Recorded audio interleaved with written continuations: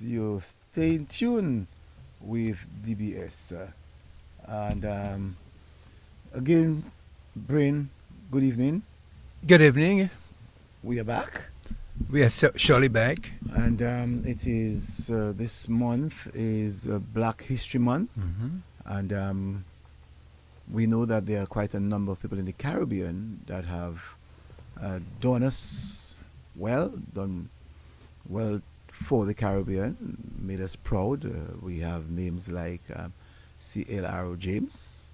We have names like Walter Rodney, Rosie Douglas, Eric Williams, Michael Manley, Fidel Castro, Patrick Manning. We have these names, Lester Veerbird Senior. Quite a number of Maurice Bishop. Quite a number of people in the region have done well for us while we celebrate Black History Month. And many times we tend to think it's Martin Luther King and Malcolm X and Nelson Mandela, right. Or black people that we But have to you see, speak of. within the context of all the great historians and public figures, black individuals, we are sometimes missing the boat. What have they taught us? What have we learned? We say Rosie Douglas. What did he teach us? Or we come and say C.L.R. James. But the question we have to do is to go into a deeper analysis. Let's take, for instance, I'll look at two characters basically within the Black History Month. One of them is Rosie Douglas. What did he teach us? What was the lesson he taught us? Yeah, he taught us how to be persistent. He taught us how to be black and be proud. Be black and be proud. Where was he? Who was he? A man from a very rich family, the plantocracy from the north. Father had quite a bit of land and business in Portsmouth. Sent him to study at the university so that when he returns, he will take over the family estate. And what does he do?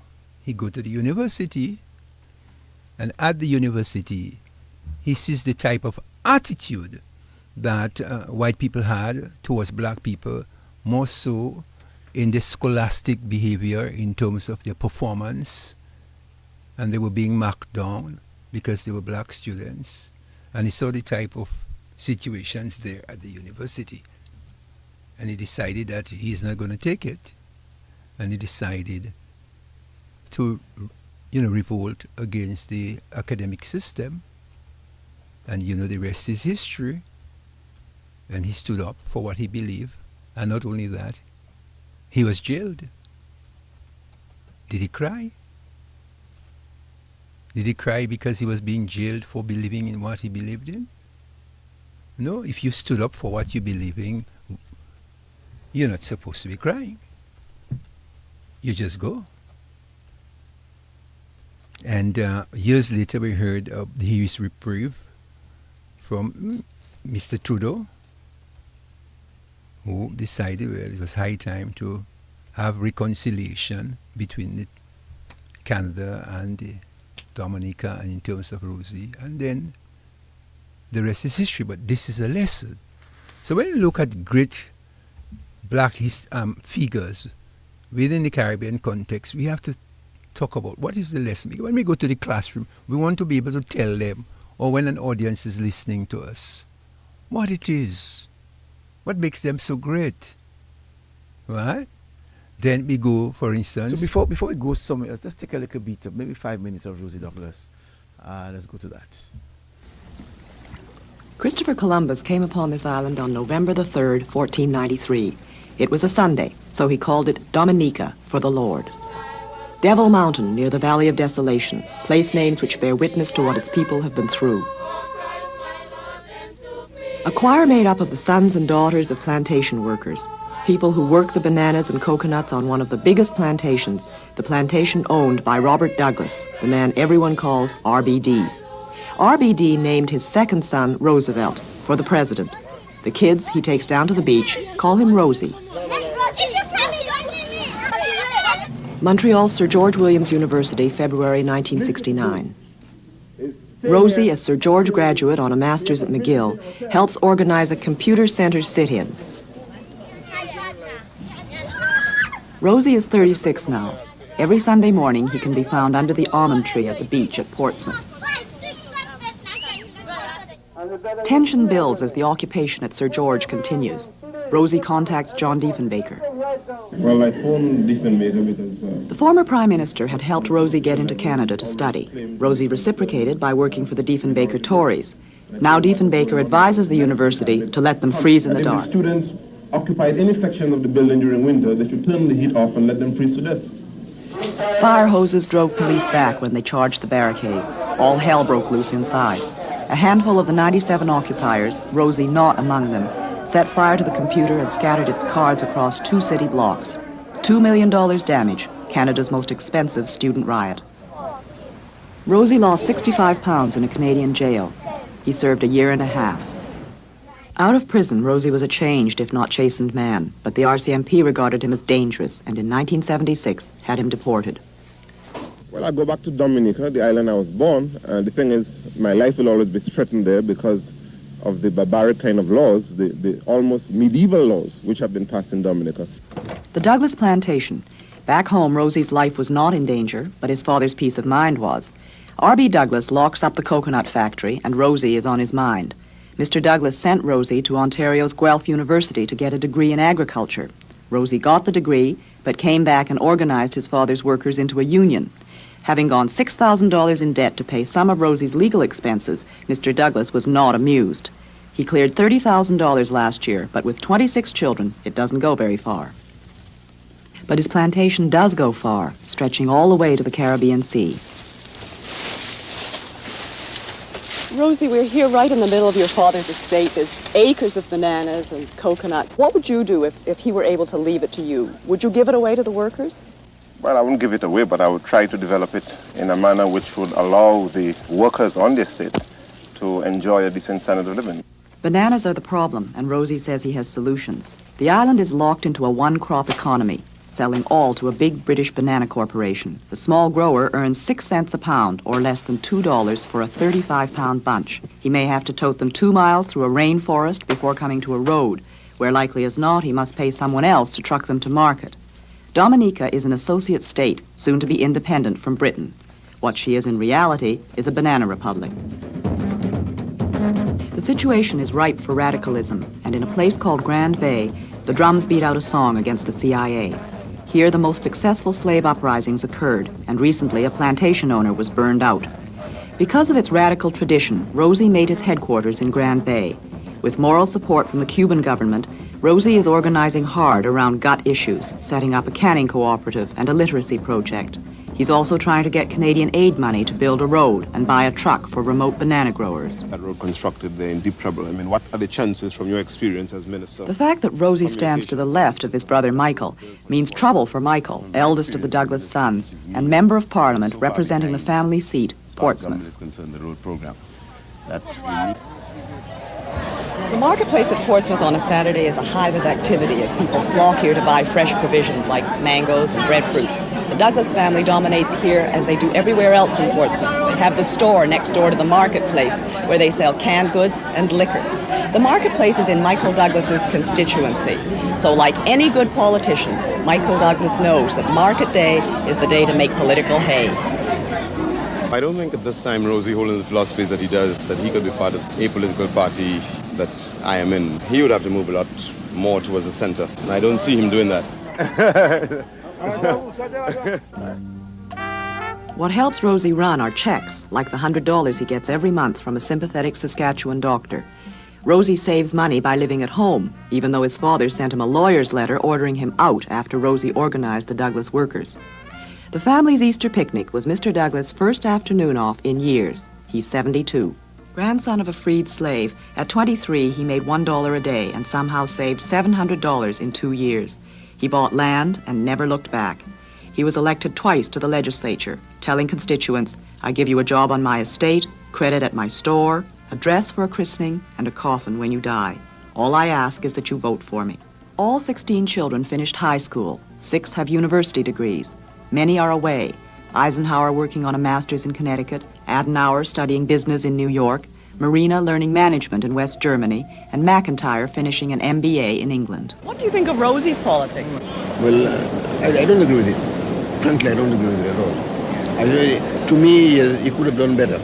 Of all his talented children, he feels not one is worthy of succeeding him. Michael, the eldest. All of us at one time or another, all of us, at 16 of us in the family, have worked with the old man from time to time in one form or another, either on the estate or in building the cinema or on the farm or in the business, what have you. And we've all tended to stray away. My mother's that link, that constant link that keeps us linked to the family inextricably. Were things very difficult for you? Oh, very difficult in the beginning, things were hard.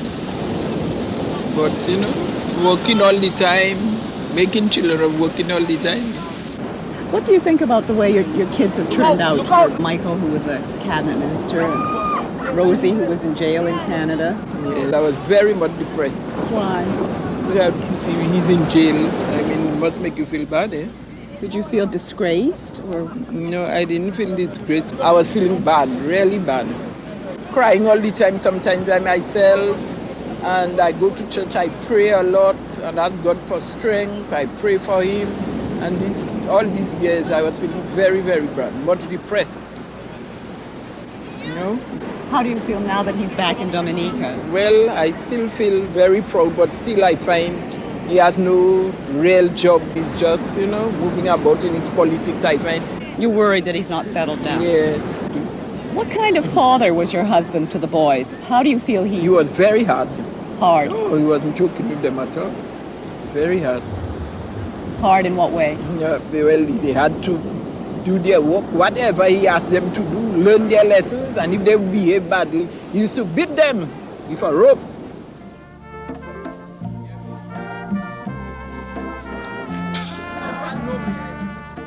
From 8 in the morning till 8 at night, you can find her in the family store, sometimes wondering about her husband's wandering.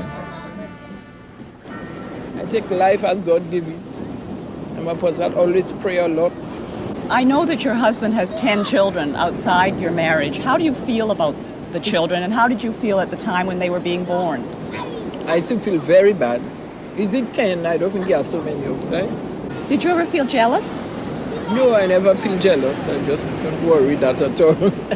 I don't feel, but I just feel bad. You're married, and I find it's just a bad example for his own children coming up. Just pray that God will make him leave that person. Well, sooner or later, he leaves that person, but he gets another one, and he keeps on going.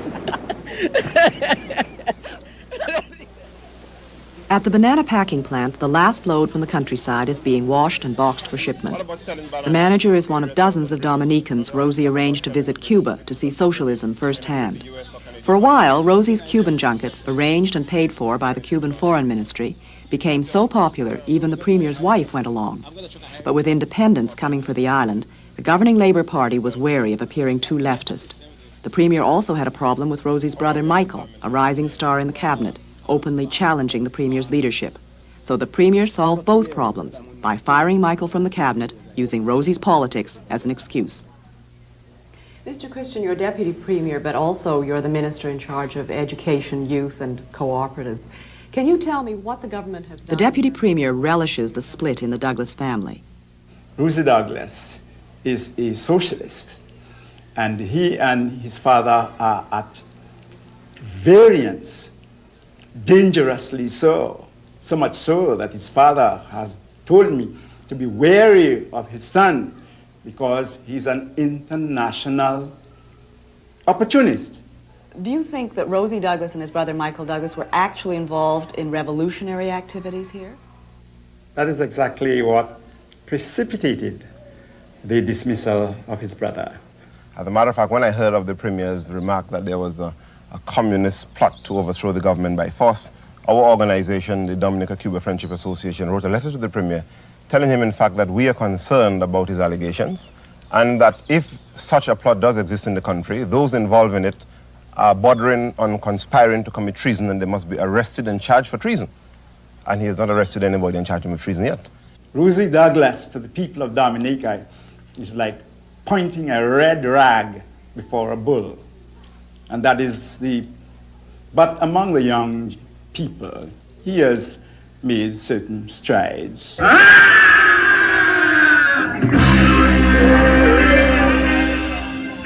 In the spirit of reggae, the beat springs from the island's French patois. The music is spelled cadence and called cadaz. Dominica lies between the French islands of Martinique and Guadeloupe, so the cadaz sound is even catching on in France.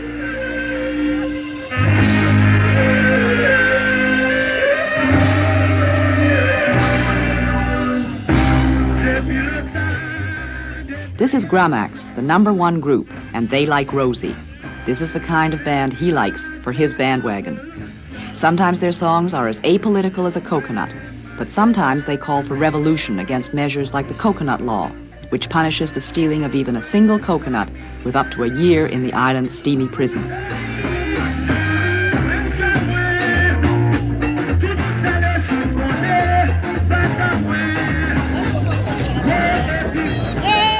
Reformers have been making promises in Dominica for centuries, but every Friday, boxes with the Geest Banana Company label on them are loaded for shipment as they've always been loaded, on the backs and heads of some 200 women.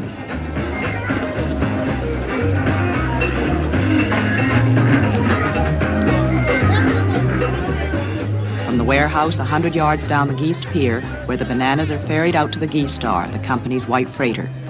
Every 35-pound box of bananas earns a tally from the tallyman, a tally worth 2 cents. Young women with strong legs and good backs can earn $7 in a day. For many, that's a week's pay. Do you want to bring the old society tumbling down like this fort? Well, in a sense, I mean, what this represents really is a period of our history that we would like to change, and upon this ruins really to build a new society that is able to provide for the people a decent living standard. When you talk about ruins, you're really talking about some kind of violence?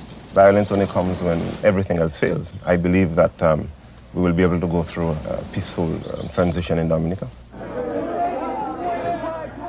The sacking at Sir George was supposed to trigger a revolution in Dominica, according to RCMP informer Warren Hart. Warren Hart said that revolution was due to start here after the execution of 2 officials from Sir George.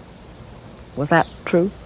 That not to the best of my knowledge. I mean, there was no revolution planned. You don't plan revolution from outside the country in the first place. Warren Hart came into the black community and we met him, and at the time there were a number of black people in the United States that were running away from persecution, and we always greeted them with an open heart. Maybe we were naive, and if we were naive, I mean, I accept the blame for it. Capitalism has served you very well. You're the son of one of the richest people in Portsmouth. You're a child of what you would call a bourgeoisie. Mm-hmm. Well, you know, I always, sometimes when I speak to the workers, you know, on my father's estate, that question always comes up. The question is, I mean, is the dog wagging the tail or the tail wagging the dog? So my father really had to struggle against tremendous odds to be able to get to where he has gotten. But he was able to get to where he got because there was an abundance of cheap labor as well. And by virtue of utilizing that cheap labor, he was able to accumulate enough, at least to get his own children an education. So while I have a responsibility to him as my father and my family, who I try to always give the utmost respect, I also have a responsibility to the workers who produce that wealth, in fact, to enable me to get an education and to hope that one day that their children will get the same opportunity and more than I was able to get.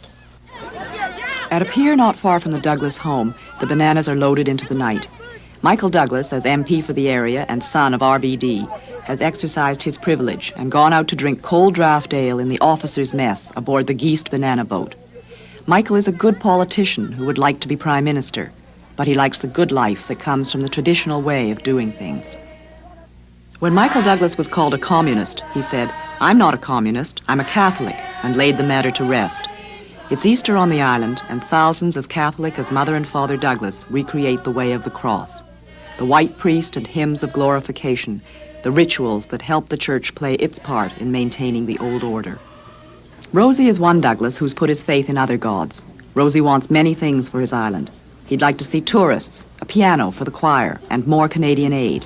He acknowledges his debt to Canada. Guelph gave him a degree in agriculture he uses to good advantage in his organizing. Sir George gave him a political science degree and a lesson on political violence. Canada's prisons taught him how to survive in a jungle. With it all, Rosie would like to lead a revolution. But right now, it's Saturday night, and his Montreal Canadiens are playing the Washington Capitals. He won't get to sleep until he finds out who won. As we said, we are celebrating Black History Month, and the first part of our episode is that of Rosie Douglas. Right. Very interesting that you brought all the Lakou aspect of it, because you could see in the old days women carried bananas on their head, and only for a few cents. I mean, these bananas were sometimes carried on people's head, whole bunches, and gradually they were boxed. So you get an indication of how life was during that period. You saw also the the levels of infidelity, would say. Like, for instance, it's not unusual at the time for a man to be married and have children with more than 2, 3, 4 women. Right? You heard the wife saying that. I mean, R.B. Douglas had many children outside of his marriage. Mm-hmm. And you find that's one of the things that we within the Dominican culture.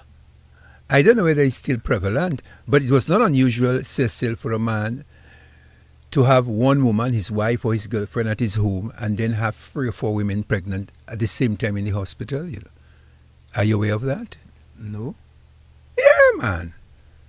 Sometimes you have a man, my next door neighbor, I wouldn't call his name, but when his son was being born, 3 other women were making children at the same time at the hospital, you know, next to the wife. Yeah, but they were not going to fight with each other. As she said, well, I know you're having it. I know you're not supposed to be doing those things. But what can I do? Go and fight with those women? No.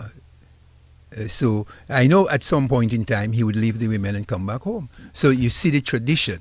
But what's important, though, is the work that Rosie Douglas would have started right here in Dominica, even before going to Canada. The consciousness was actually built here, and then get into Canada and continue the consciousness. Right, but the black consciousness was really a struggle for him, as he said.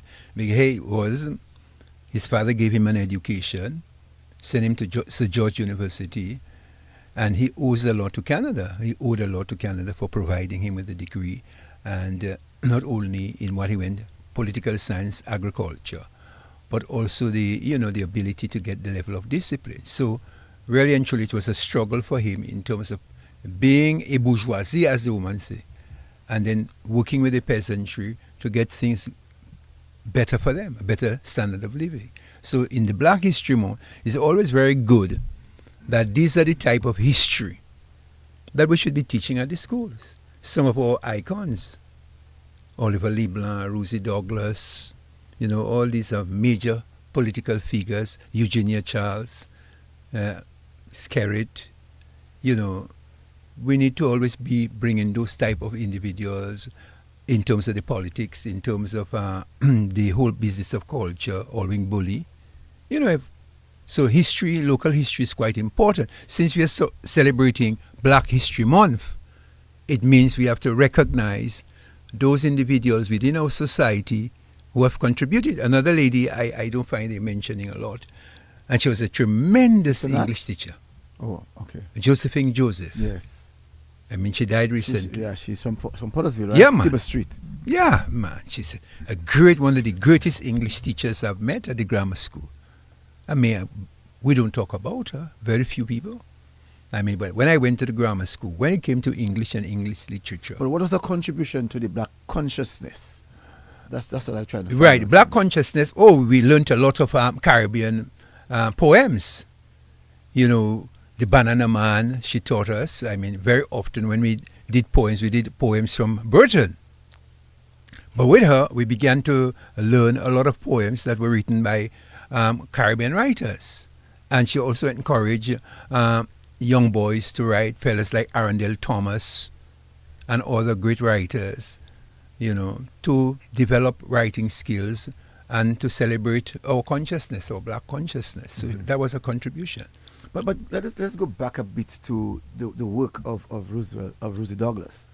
Rosie, as we know, when he returned back to Dominica, you heard from the clip that he would have gone to Grand Bay, where the Grand Bay people and the concept of revolution peasant fighting for each other, we would have seen the work that Rosie would have done with Pierre Charles, in sensitizing the community of Grand Bay as to how they could stand together. Right. One of the things that you must recognize is the work and study groups in Grand Bay. I mean, Pierre Charles, who later became Prime Minister, was one of the students of Rosie Douglas and Bernard Wilshire. So they had this Travail newspaper. They brought people to study, to learn to read and write. Those who couldn't read would learn to write and read at the same time. So that was the consciousness of his contribution to that community. And as you can see, Grand Bay still have that attitude towards their independence, their culture, and their independent way of thinking. So that has remained with them. So that was his contribution to the community there in terms of getting them to think more positive in terms of their own development. But in all of this black consciousness, even while we hear from Henkel Christian speaking of that red rag in front of the bull. But we found out later that Rosie Douglas was able to work with Patrick John to convince Dominicans that independence was the right way to go. Right. But that red rag would now be symbolic to the Labour Party. That rag he was waving before the bull later became the rag that tamed the bull. You don't have to look at the symbolism, because it was he who was able to bring the Labour Party once again into power by forming a coalition with the other political party, the Freedom Party, to bring the Labour Party into power. So when Christian was saying that at the time, I mean, he didn't realize that would happen in his lifetime, but he did. After he died, the Labour Party emerged into power in 2000. But even before that, because we're talking about this whole black month, black awareness. I think it is important that we can speak of our own. We saw the work also of Rosie Douglas in the non-aligned movement meeting in 78-79 in Guyana, and creating that relationship and that link with Cuba to ensure that you had young Dominicans going to Cuba to study. Well, not only Cuba, but in Libya as well, all over Russia. We had students who studied in Russia, students who studied in Cuba, students who studied in Austria. He believed in educating the masses, so he sent students all over the world to study. I mean, during the time, Cecil, if you were going to go to study in Cuba, when you return back to Dominica during the time of Rosie, you're not sure to get a job. People would brand you as a communist. So a lot of guys who went to study, including Dr. Dobling, I can call his name, Max Andrew, those guys written, Charles Spear, Panman, Bellot, a lot of the guys who returned back to Dominica after studying in Cuba. I think Lloyd Pascal himself. Pascal. These guys will not give them work, because Eugenia at the time saw them as trying to change the society into communism. But even we have that other guy who is the lawyer guy from Maho.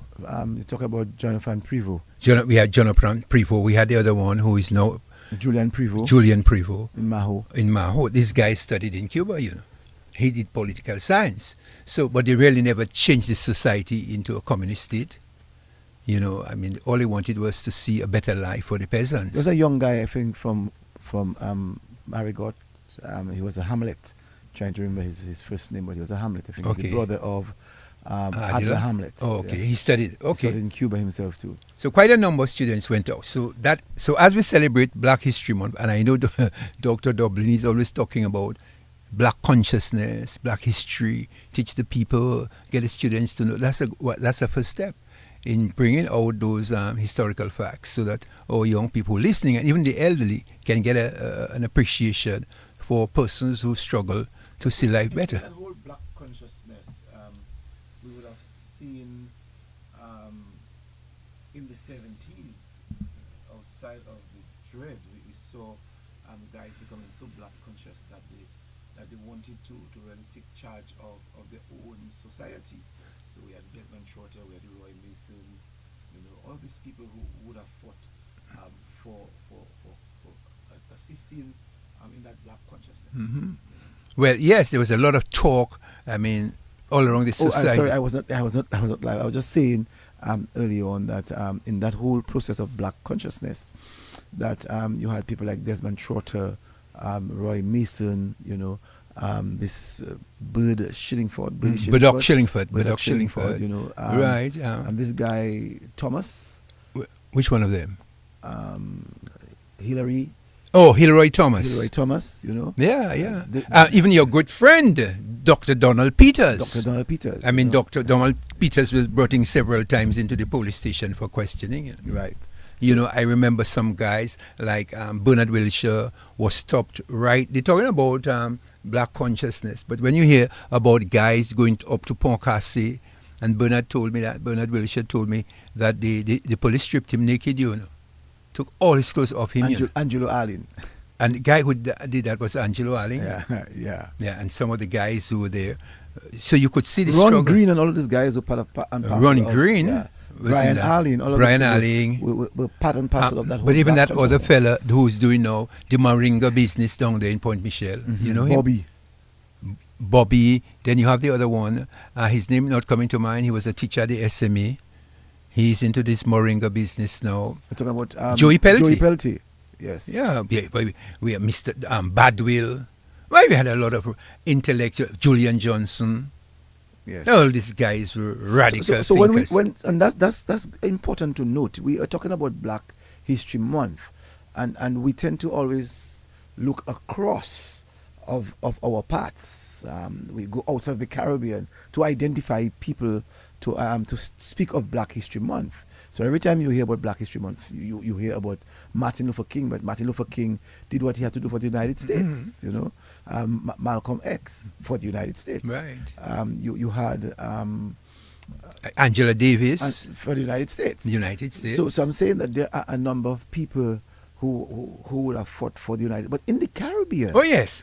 More so in Dominica. Yes. Because guys were listening to the Black Panther business in America, listening to Angela Davis, Martin Luther King, which was more a moderate guy in terms of, well, let's do it peacefully through religion. Then we had Malcolm X, who had a more radical view about changing American society and allowing black people to be more recognized. So there was a big struggle within America and within the Caribbean to have that black identity, that black consciousness. So, and guys read a lot. You read the book of Mao Zedong, Kill Them Song. You read the Red Book. You just read radical literature, for instance, you had Mr. Lockhart, Anthony Lockhart, those guys in the North, and Paris. You had a whole set of radical guys in the North just reading. Even this guy who was the former mayor of Portsmouth, I forget his name. Yeah, you have the guy, he was at the resident extramural department. I know you're talking about. He used to be the mayor of Roseau. Portsmouth, sorry. Yes. His name is not coming to mind. Titus Francis. Titus Francis. Yes, Titus Francis. A whole set of radical thinking around, both in Portsmouth, in Granby, in Roseau. Guys were reading, talking about consciousness and changing society. Boy, that was hot. So basically, when we talk about Black History Month, we must always try to recognize within Dominica's space, the number of people who themselves work towards ensuring that we became more conscious about who we were and what we were standing for.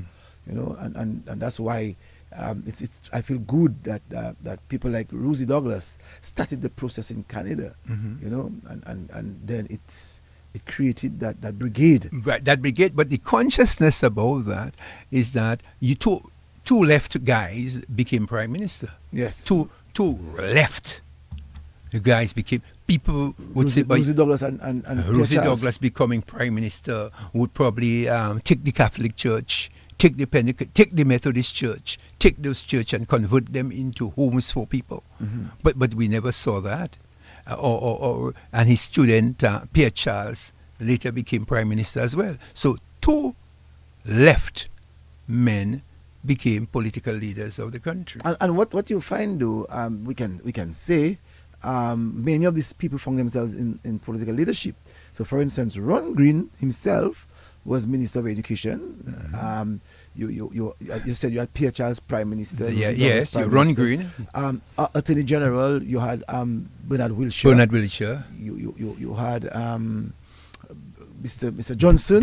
Brian Allen became Attorney General. And leader of the Freedom Party. Julian Johnson became Cabinet Secretary. And right now, he is, if you see with his walking stick, right now he is in the court system, you know.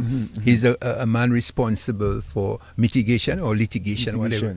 Yeah, so he's still within the system. He had a favorite saying, Kai Pul Kwaze, you know what I mean?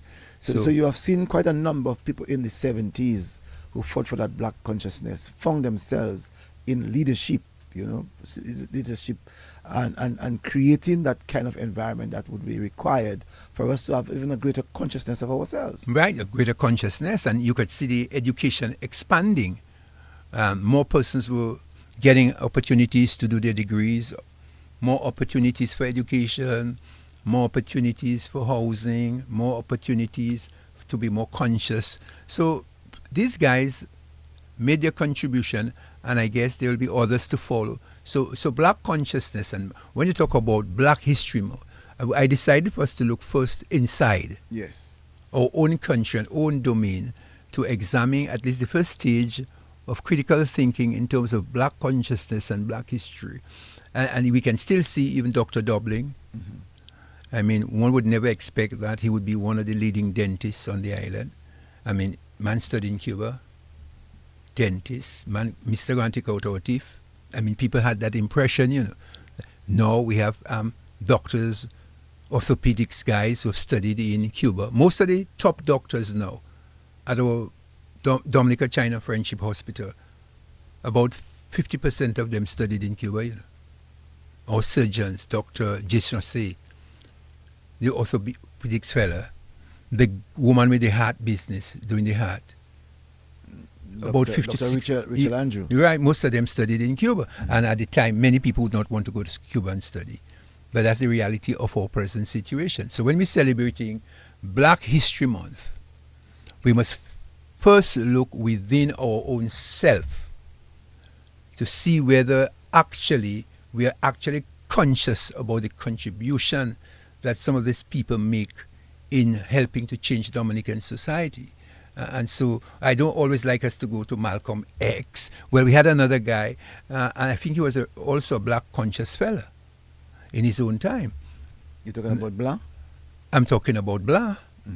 I mean, he came and told us about black history and being conscious. And the role that he played in England. And the role that he played in England. His attempt to get us to appreciate our blackness. And Mr. Francis, Franklin, Mr. Franklin in Salisbury. Yeah, this gentleman up on the hill there in Salisbury, on that hill. George.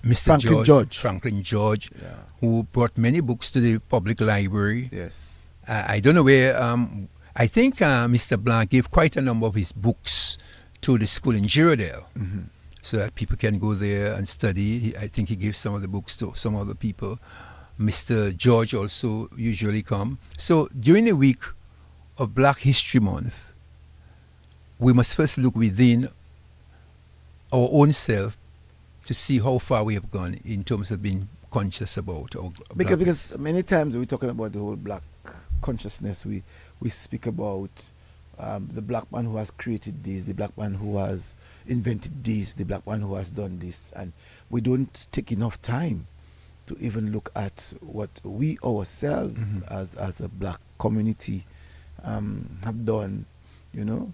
For instance, the first writings, as Mr. Blanc would say, was in the University of Alexandria in Egypt, where you had the discovery of hieroglyphics, meaning writing in pictures. When the white man was still in his cave, they were developed society in Egypt. Egypt is in Africa. North of Africa. North of Africa.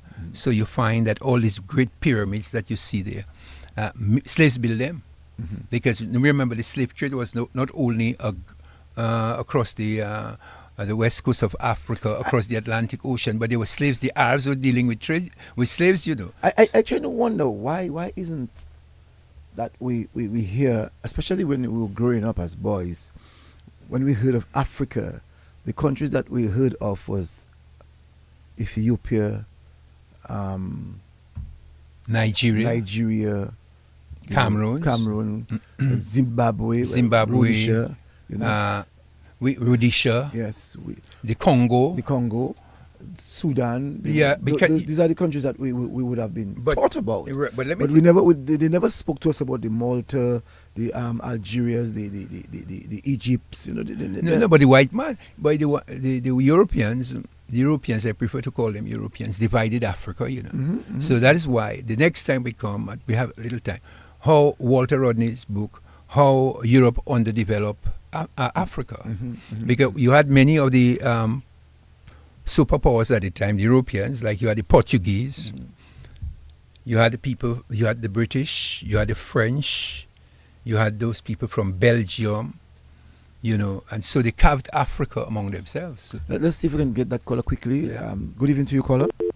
Sorry about that, caller. Yes. So they carved Africa. So that's why you see right now there's a whole discussion about, they just met in a summit about the Africans meeting, and some of the Europeans, like for instance, in one of the countries now, they're trying to kick out the French. In Africa? Yeah, in that particular military guy took over. He said he no longer want to stay with France. So a lot of these former colonialists. Yeah, you have a caller? Let's see if we can get that caller. Good evening to you, caller. Good evening, caller. Good evening to you, caller. Sure. Some issues.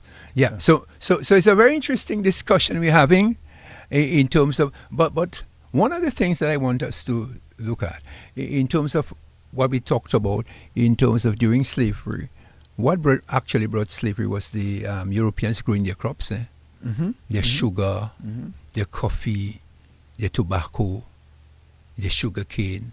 They required labor. And not only that, the labor was not suitable, like we had the Car Indians. They couldn't take that heat, so they began to look at an alternative way to get labor, cheap labor, that was more dependable. But that's another topic we'll have to deal with. But remember that not only were the slaves coming from Africa to the Caribbean, but also to North America. You have a call? I'm not so sure what's wrong. That's wrong. But you also had slaves coming from other parts of Africa. But the Arabs were dealing with slaves, Yeah, we know that, yeah. That's for sure. You don't believe it's just the white man, went to capture slaves. The Arabs themselves had their own slave trade, and they were selling slaves to the Egyptians and other places like in Iraq, Iran, in India, and so on. Slaves were brought right across there to help with labor. So when we look at the whole business of slavery, we must not only believe it was only slaves coming across the Caribbean. Good evening. Good evening to you, caller. Yes, gentlemen. Good evening. Good evening. I don't know if you can hear me, but we're hearing you. I will try to be succinct. Thank you very much, Cecil and Brother Brain, for your program. Man, that clip all you played for about Rosie Douglas, that was, oh my God, we need more of that. We need more of that. So thank you very much. And I like this program. And I want to say that also, we as a people, we have to appreciate our own history. Now, we have to look at everything in the context of global. We have to look at our local history as in the Black Power movement in Dominica, but we also have to look at it globally because we live in a global village, right? So the Martin Luther King and the Nelson Mandela and so forth and the struggles throughout the period of time. We have to look at, and the Marcus Garvey, we have to look at the different struggles and how they relate to each other. But yes, we have to localize it. We have to learn about Rosie Douglas and our local heroes. That is very important. Okay? And so I appreciate that.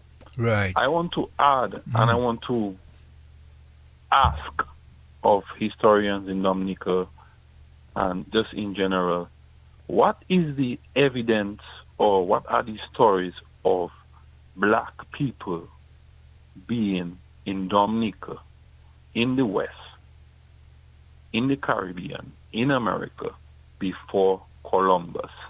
So is there any evidence? Are there stories? that we can learn about. So please, and thank you. Is there any evidence and so forth? Because we're learning more that there was black people in the West before Columbus. So thank you very much. I appreciate you all. You all have a good night. Thank you. Keep on educating the people from the Lakou to the big city to the small city, Roseau, and the village. Bless. One love. Thank you. Well, interesting. Yeah, go ahead. Very interesting question, caller. But for me, looking and understanding the history that we got, the Europeans, when they came to this part of the New World, which they called, they met the Caribbean, and they met the it was the Caribs and what's the second race? The Arawaks. The Arawaks, you know. So they met the Caribbeans and the Arawaks, and then because of trade, when they came to the New World. They discovered the New World. They then decided that, if you realize what I said, they discovered the New World, meaning when they came, they realized, hey, there's another part. Because I would say it's by mistake they arrived when they passed through the Atlantic to get here. And when they arrived, they would have met civilization in that part.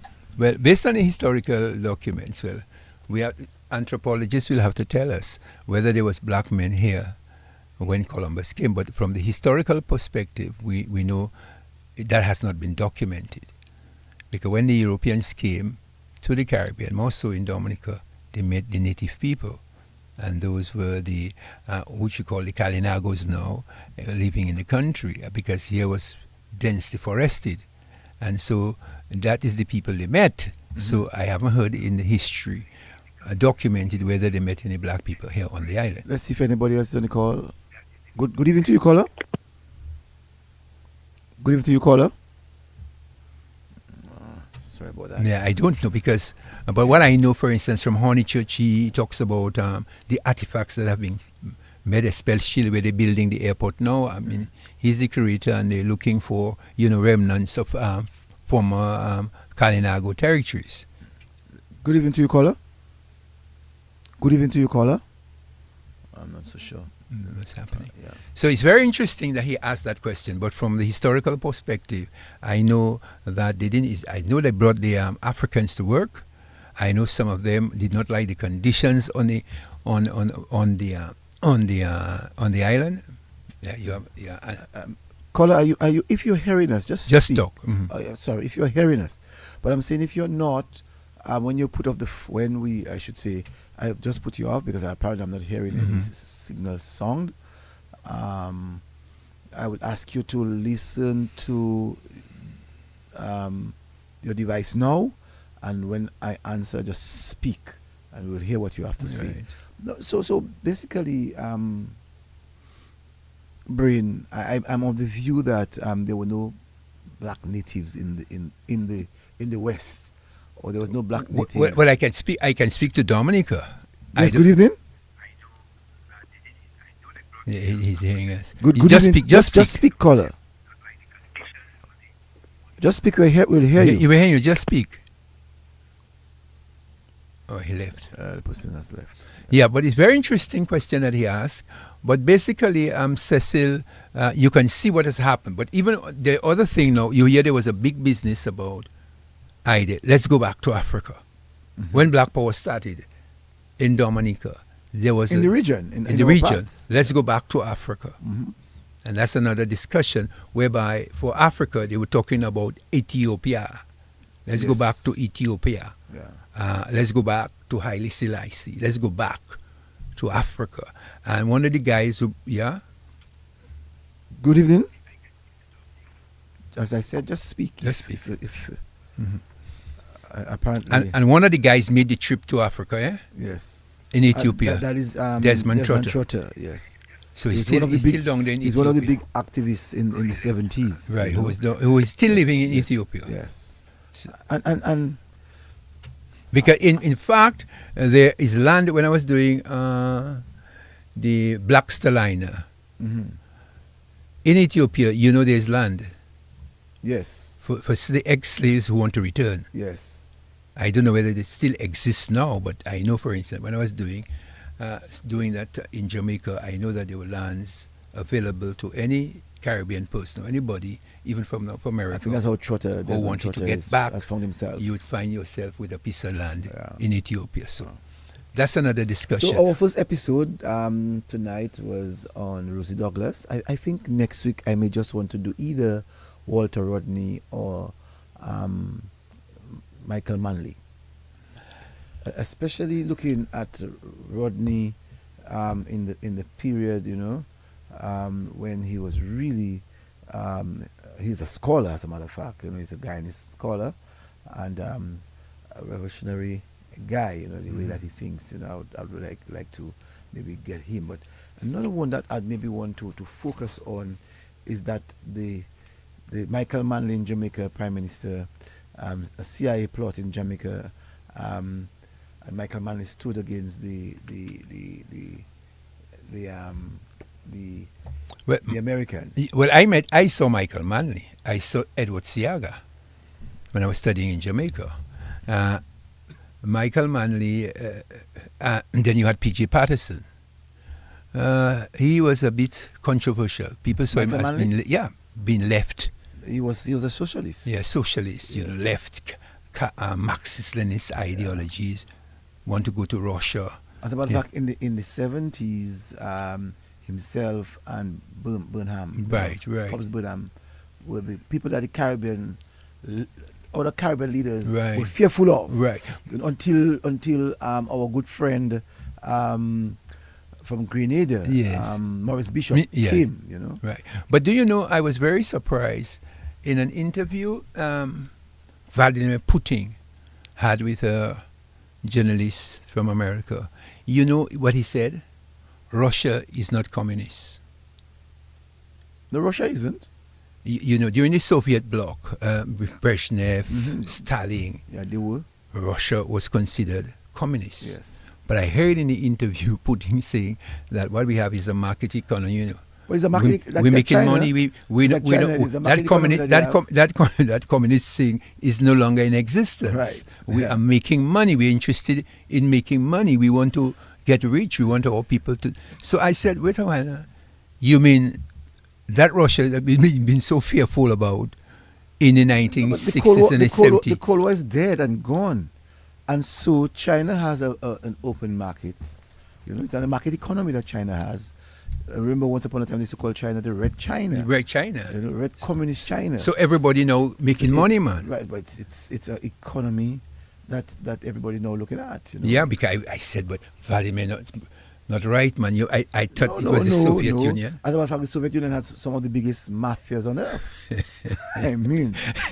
So when I heard him, he even said that at one time he wanted to become part of NATO. Mm-hmm. So when we, as the left in the Caribbean, at the time we were looking to the Soviet Union. Right now, the communist system has dismantled. There's no longer Soviet Union.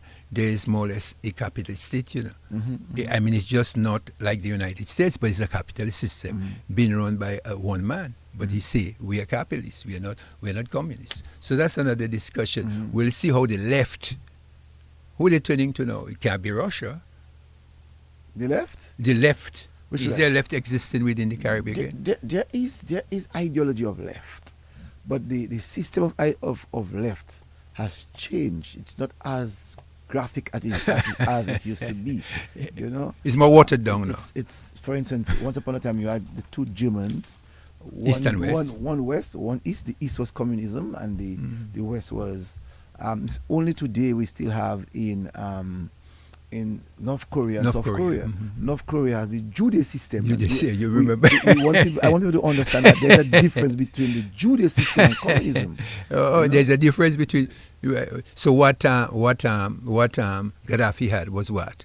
The Jude system. No, Gaddafi had his own policies. His Green Book. Oh, the Green Book. Yeah, he had the Green Book, which was giving him the rules as to how to govern. How to govern. You check? But in North Korea have the Jude system. Jude system, which is totally different from that of. And Russia now have the a so-called market economy. Market. Yes, like that of the Chinese. So the left now They no longer existing in the Caribbean, mainly only in Cuba, most likely. No. The Cubans are very much.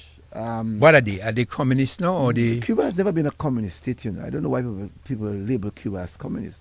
Cuba has always been a socialist state. Oh, all right. It has always been a socialist state, but for the comfort of the United States, they tell you that they were a communist country to make the rest of the Caribbean fearful of Cuba. Because we know of Fidel Castro and his visits and his speeches. We know that he was always a socialist. Okay. And so you had the Soviet Union at the time. The Soviet Union, not Russia. No, you have Russia. You have Russia. No, the Soviet Union was communist. USSR. Poland was part of the system. Czechoslovakia. Germany was Austria, East Germany. Yeah, they were communists, which is totally different. Czechoslovakia was communist. Very interesting, Cecil. When we look at the history, so the reason why I brought that on, so when we're looking at the life of Michael Manley, Walter Rodney, Rosie Douglas at the time, they were thinking of a Team Hector. They were thinking in St. Lucia. You had the Odlum brothers. The Odlum brothers, right. George Odlum in particular. Right. So they were more looking towards Russia. Yes, and at one time we can see the present Prime Minister of St. Vincent, Comrade Ralph Gonzalez. They were looking to the left. Yeah, to the left. Good evening to you. Good evening to you, caller. Hello, we hear you. Speak. So go ahead, speak. So you had a number of leaders a number of political activists who were on the left side, or the socialist side. So you had Maurice Bishop and Cord and these guys who were on the left side. In Grenada, in St. Vincent, you had Ralph. Who you had in St. Lucia? The Odlum brothers. In Dominica, you had Roosevelt. You had Rosie Douglas. Along with a number of other people, like Atherton Marte and Para Riviere. And these people were left. In Antigua, you had Team Hector. In Antigua, you had Team Hector, and so these guys, they were preaching a different sentiment of leadership, more or less for the society to be in control rather than that of having that of capitalism. Okay. Because capitalism, 1% of the rich was controlling everything, and the 99% production and the cost of production was high. But at the same time, the profits were all going to the to the rich. So you see, that is why, Cecil, before we end, it is important that you see. I always say that history is a very, very important subject, and so you'll be able to look. Right now, we're looking at the piece of Rosie. We were able to see life within his time, the struggle between the rich, the bourgeoisie, we call them, and this is the struggle during the time of Pierre Charles and those guys. So it's very interesting that, we pay a little more attention to the history. To a certain extent, Eric Williams himself was left center. He was left of center. Left of center. Now in St. Burnham. St. Vincent, you had K2, who was very right. What about Burnham? Forbes Burnham? Yeah. Forbes Burnham was very left. Forbes Burnham was very left. He had the ideology of socialism like that of Cuba. Well, I would ask the question, then if he was left, then why was he so concerned about Dr. Walter Rodney? If they were both left, was there a split? We questions can be asked in terms of the Dr. ideology. Dr. Rodney was a little bit more extreme. Okay. He was very much extreme. But as to we'll have to delve in that when we do the next part. Yeah. But you had in St. Vincent Milton Keto as premier, very much right. In St. Lucia, you had that Papa. How could I forget his name? Compton? John Compton, in St. Lucia. What about your good friend down there in Grenada?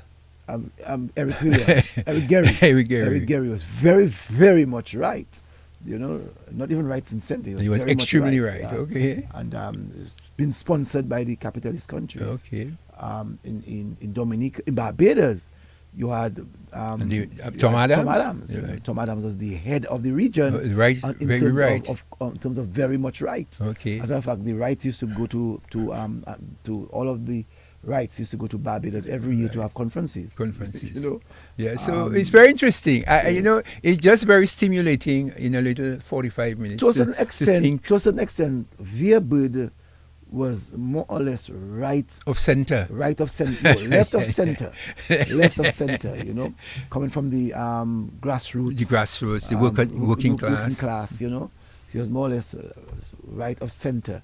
But I think center was more or less gravitating towards his ideology. Well, I wonder if fellas were staying in the center for them to go right or for them to go left. I don't know. For instance, Veerbird would have stayed right, where he at the time wanted the Caribbean to be unified. Unified, yes. You check? So he had this concept of creating in Antigua this international airport, and it came by accident, that international airport. But it was a purpose. It was there for a reason, so that he could have gotten the Caribbean people to join in as one big mass land, you know. But you had a big struggle there for was it the Little 8 or the Little 7? The Little 7, you know, the Windward Island and the Leeward Islands. Leeward Islands. Yeah. You had the big four. The big four. You had the big four: Barbados, Guyana, Trinidad, and Trinidad. You know, and they felt that the less, we call the LDCs, the less developed countries yeah. versus the more developed countries. So we really did not mean anything much. So much the federation did not last. So all of these things are really embedded into the black consciousness. Yes. Because many of the countries of the big four would have gotten independence in 62, 64, 66. Right. How do you see that other guy? Have you seen? Do the students know about him now? When we go to the hospital, we see a little boss there. Cecil Roll. What was he? Was he conscious? Cecil Roll worked in the federal system. Yes. He represented Dominica in the federation. In the federation. He was part of the federation, Cecil Roll. But as to his work in the region and his work in Dominica, we cannot identify so much of it. Okay, you know? well, we'll have to. We'll as we go into Black for the Black Month and other other people who know the Black history too. Yeah. Will come. I sure our good man, Dr. Dublin, listening. So, you know, it would be a very interesting discussion. Maybe next Sunday we will take a little part again, because we're still going to be in the History Month and Black Consciousness. So, Cecil, we just touched the tip of the iceberg. I guess there's a lot more we can talk about. But in the interest of time, my brother, we'll see what happened to our radical left and what happened to them. Where are they?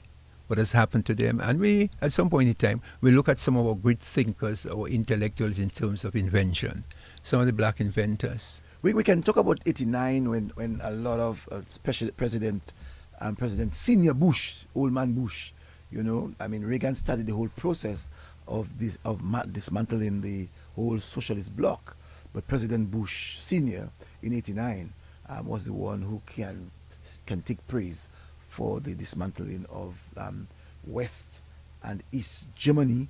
As a matter of fact, I remember going to President Bush palace in Texas. Yeah, but the guy who I think really did a lot was then when he said, Mr. Gorbachev, tear down this wall. It was Reagan. Yes, as I said to you, Reagan actually started the process. But President Senior Bush, and I was just saying that I went to Texas where in his palace. Oh, in his palace, okay. I actually saw the wall, because they transported the part of the wall in his place.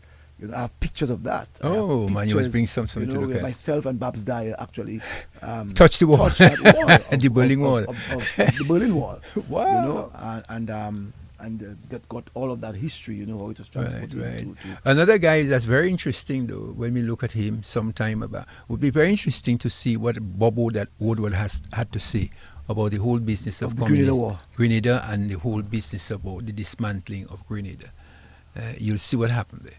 Yes. So, Cecil, it was a pleasure being with you. Yes. Very interesting discussion, and we will continue at some point in time. Thank you very much. Thank you for being patient with me, and I did enjoy the discussion with a young entrepreneur in terms of his creativity. I think we need more men like him who can create things, and he's an inspiration to the young people in terms of what they can do with their talent, even if they drop out from school, they still must keep focused. That's the important lesson I learned from him. Keep focused, keep trying, and, yes, do what you feel is best for you. Yeah. Cecil, good evening. Thank you. Good evening to all the Dominicans. All right, then. Take Thank care. you. Bye. Take good care of yourself. All right. Well, just from speaking with my good brother, my co-host, tonight we decided to speak on the whole issue of Black History Month. We started first with Rosie Douglas and the work that he did in Dominica.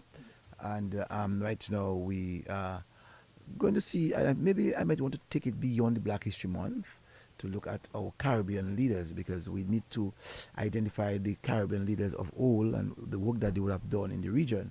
It would be very good for us to really maybe focus on some of the achievement that they would have had in the region. And I think nothing better but to make that research and to get us to have a greater understanding as to what transpired in those good old days.